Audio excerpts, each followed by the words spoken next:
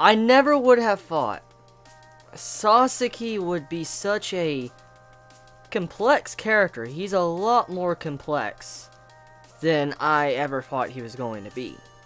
To think he had such a tragic past, which I guess we should have somewhat expected because of his overall position in the series, but still, the way this episode was done is by far, I think, one of my personal favorite episodes of Gintama. Definitely top 10 material, or even top 3 or 5 when it comes to my personal favorite episodes of Gintama.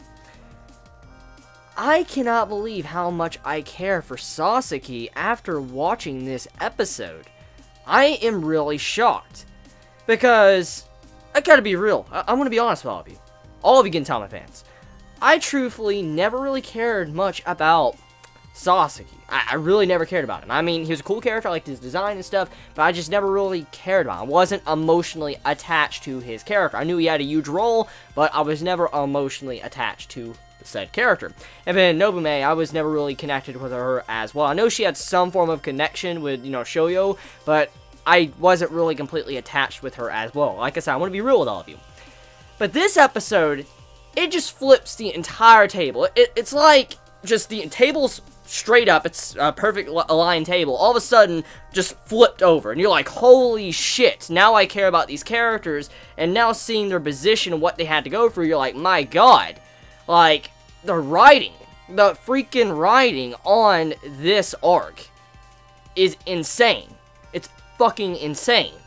This right here, with Sasaki and Nobume, definitely one of the most tragic backstories I think we've gotten in Gintama. I'm not talking about, funny stories or, things that had some deep meaning. I'm just talking about in terms of the grand scheme of plot and stuff. This is definitely one of the saddest, because seeing what happened here, with how Sasaki gave the entire episode, but let me back up. The entire episode, Sasaki was having flashbacks, and he was thinking about what he could name his daughter, his upcoming child. And he was constantly, in the entire episode, he was talking with his wife. It started off with him being very nervous and shy talking to his wife. And it was a side of Sasaki we have never seen before. I mean, we've seen him be stone cold, like he doesn't really care. It seems like he just doesn't care about anyone. It really does. That's how his persona was. And then we see this flashback, and you're like, what the fuck? Like, he acts so different. And so my thoughts were like, okay, something really had to happen to this man.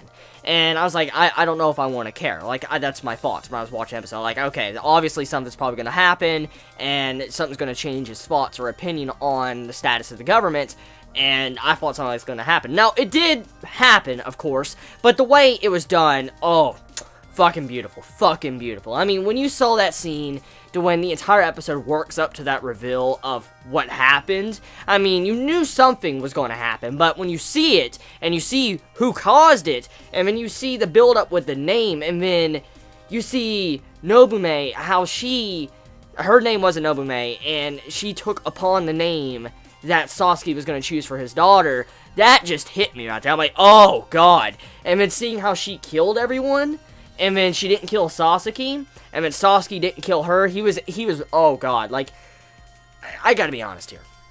If you saw your entire fucking family killed before you, if you did, let's speak some truth stuff right now, okay? If you saw your entire family killed before you, or you saw corpses all over the fucking ground, you saw their heads cut off, you just saw your family members in pieces, or dead, and they're not speaking, you can no longer talk to them ever again, they're just gone, and you cared for this family, you cared for your family, but then to make matters worse, this daughter, and this wife you've been, talking to your wife for a long time, for maybe weeks, months, years, whatever, and then you're trying to pick a name for your child that's about to be born, you finally figure it out, and then your child is killed, and when you see the culprit in front of you, I don't think there's many people. There's probably not many people in this world. You could say whatever you want.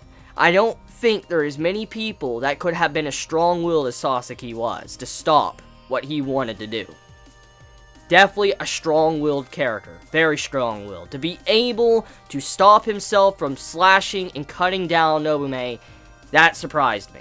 because to see that, damn, just that was a sad scene, and to see how he stopped himself, that took a lot of willpower, because you know, a man that just lost his child, and just lost his wife, and lost his entire family, most likely, oh god, it's a man that's pretty much lost everything. He has nothing to lose, but to be able to stop himself, that takes incredible willpower. So, Sasaki, on that note, just an amazing character. He definitely moved up into probably one of the best characters of the series of Gintama, just because of that alone.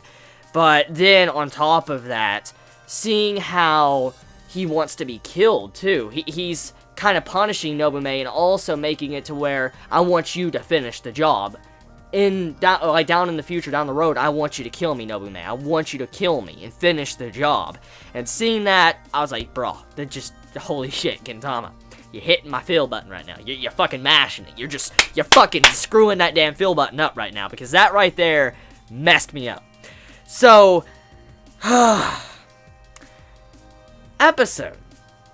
Besides that, well, actually, majority of the episode focused on Sasaki, kind of getting his viewpoint on what he's been doing. He's been spreading the seeds of rebellion since the very beginning, and we get to see a little bit of how he's helped out the, Shinsengumi in the past, and how he's helped them when they were about to be annihilated, when they were first born or brought into existence, and he's done multiple times throughout the past where he's tried to help them out, and even though he's stone cold, he doesn't really care, he's just trying to start a revolution to where the entire era gets fucking destroyed, and that's one of the main focuses of, this arc, is that we're entering a new era, and it's a new era to where the world's gonna change. For instance, the government's gonna change, we have a new shogun, and right now, probably everybody that we knew that was on the government side is going to rebel against him, we're gonna have a civil war, and eventually the entirety of how the world works is gonna change, and seeing how Sasaki's kind of built up to this very point just to do something like this, it's kind of impressive. It really is. I'm surprised they didn't actually try to kill him off anytime sooner. I mean, the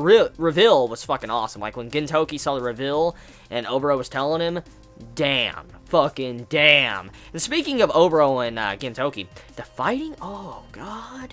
Like, I like how this episode, even though it was really focused on the flashbacks and Sasaki, the animator still threw in the fighting scenes with all the other characters. Like, we get to see, Sogo and Nobume, we get to see, Gintoki, Oboro, and then we get to see Kagura pop in, we get to see, Kondo, and, we get to see Katsura. We got a lot of fights going on in this episode, and, of course, this is a shonen, it's going to have some fights every so often, and seeing how that was implemented alongside of these flashbacks, I like the way it was done. The tone shifts to the way the scenes were shifted back and forth with the fighting, along with shifting back to flashbacks, and then, the monologue from Sasaki, it was just executed perfectly. I don't think it could have really been any better than what it was with this episode. The only thing I could say that could have been better with this episode was maybe some of the animation, but even then, the animation was fucking amazing. For a long-running series that's gone over 20 episodes, it's definitely way better than normal long-running series, so I'm not going to really fault Gintama for that, and they've also been putting constant quality in every fucking episode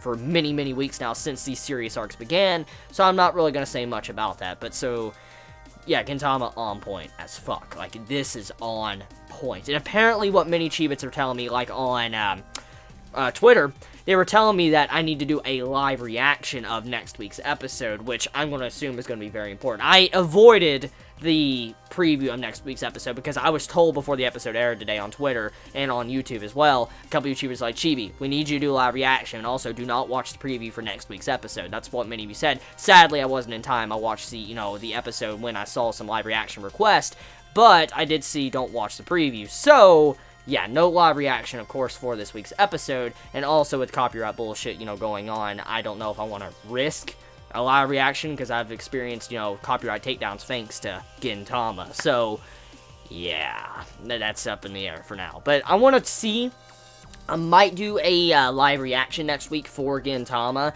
It really depends. I want to see how the episode is, of course. I'll obviously record myself. I'll record myself watching it, and depending on how or whatever happens in the episode, I might edit it down because I do have a 15-minute limit because, the copyright strike with the vlog bullshit. Can't upload over 15 minutes, and sometimes it allows me to upload over 15 minutes, sometimes it doesn't, so I'll have to fiddle with YouTube to see if I can upload an entire full reaction. If not, I'm going to have to edit it down and try to fit it on. So, pre-warning all of you Gintama fans right now, I'll try to get a live reaction up. We'll see how it goes. Hopefully, maybe the strike might be revealed by next week, and I can do that. But I just want to keep you all in the know. You all deserve it. So, yeah, episode Gintama, hot damn impressive. It was an impressive episode, and I want to watch it again. Yeah, as soon as I finish Konosuba, I'm going to watch the fucking episode again. It was just that damn good.